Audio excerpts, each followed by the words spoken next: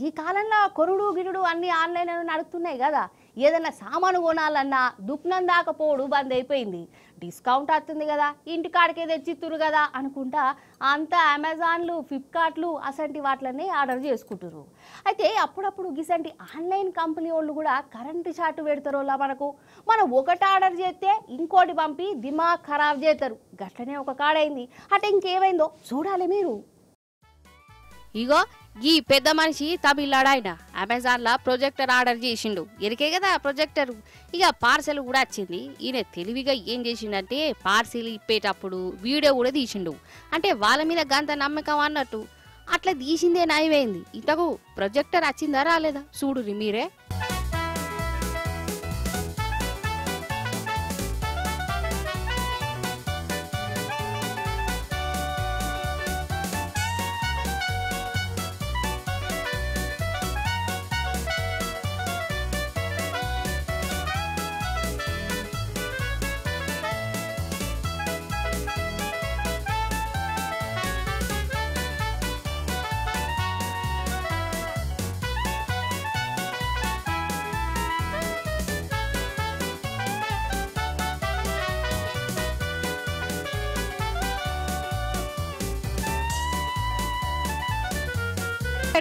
Tea షర్ట్లు పంపితి.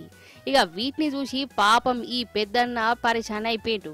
ఇంకా నయం అనుకోవాలి, ఈయనకు టీ షర్టులు అన్న పంపిరు. ఇంకా కొందరైతే ఇక ఇటుక బిడ్డలు, బండరాలు, అట్టముక్కలు కూడా పంపుతురు కొన్ని కంపెనీ వాళ్ళు కదా. ఇక టీ షర్ట్లు పంపిరేందని మళ్ళా వాపసు పెట్టిండు. వాళ్ళు వాపసు తీసుకున్నారట. మరి గట్లా వాపసు తీసుకోనందుకు సారీ చెప్పి పైసలు పంపిండో, లేకుంటే ఈయన ఆర్డర్ చేసిన దాన్ని పార్సిల్ చేసి ఇచ్చుడో చేయాలా లేదా వాళ్ళట్టే వీళ్ళిటే. ఇక పైసల కోసం పాపమీనే కళ్ళు కాయలు కాయసే తట్టు చూసిండోల్లా 2-3 నెలల దాకా గిట్టనే చేసిండట. ఇక గిట్లా కాదని డైరెక్ట్ కోర్టుకు పోయిండు. వాళ్ళు చేసిన మోసాన్ని బయట పెట్టిండు. ఇక కోర్టు ఈయనదికే నిలబడ్డది. అమెజాన్ వాళ్ళకు 15,000 రూపాయల జరిమానా చేసింది. ఈయన దిమాగ్ ఖరాబ్ చేసినందుకు 10,000 ఇంకా ఎగస్ట్రా కట్టాలి అని చెప్పింది. మంచి తీర్పు చెప్పింది కదా.